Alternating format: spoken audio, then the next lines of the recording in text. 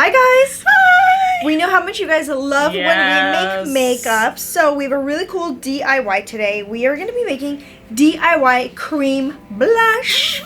I love cream blush, especially... Stila is my favorite. Oh my god, especially during spring and summer.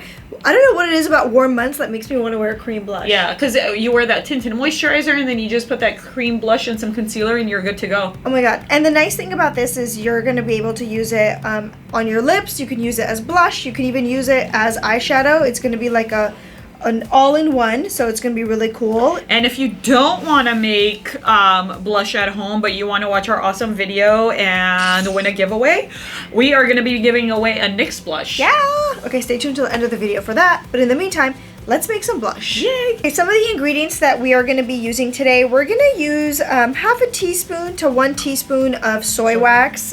We love using soy wax over regular wax, super important.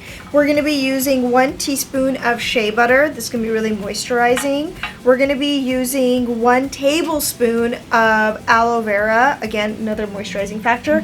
And for the color, we're going to be using some beet powder. There's a lot of different powders you can use. Depending on what color you want to achieve. Exactly. But we're going to be using beet powder today because it really does give you that like rich pinkish color. And half a teaspoon of cornstarch. We're going to melt all of our ingredients over our little candle right over here because the soy wax does need to be melted and so does the shea butter. And you can even do this in the microwave. You can do it stovetop. But we are going to melt it here today for you. And we can add our aloe vera gel and the powder together too. And we're super easy DIY, you guys. You just mix all of the ingredients together and you find a little jar to put it in. You can even use like an old blush container.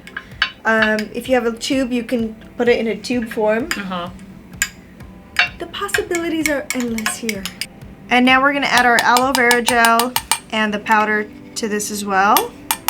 And we're going to mix it all up together.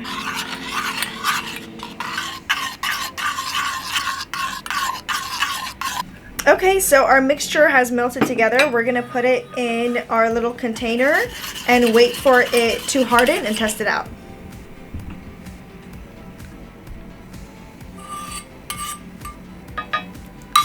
Fine, now we wait. Alright, so we left it only for about 20 minutes. I highly recommend leaving it overnight if you want it to fully harden. Yep. But Anya and I are going to try it now so you guys could see what it looks like.